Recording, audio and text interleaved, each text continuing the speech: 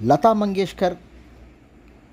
మరియు లతా దీనానాథ్ మంగేష్కర్ అవార్డును లతా దీనానాథ్ మంగేష్కర్ నాట్యశాల నందు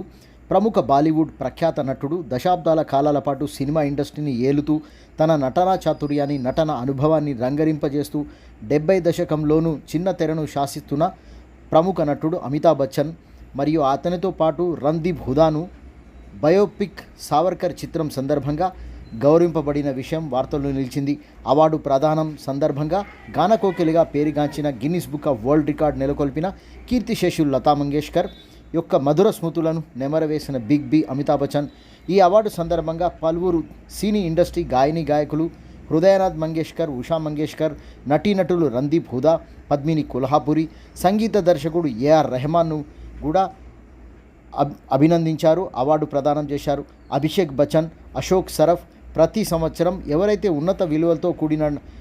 నటనా శైలి సినీ ఇండస్ట్రీని జాతికి సేవలు అందిస్తున్నారో వారిని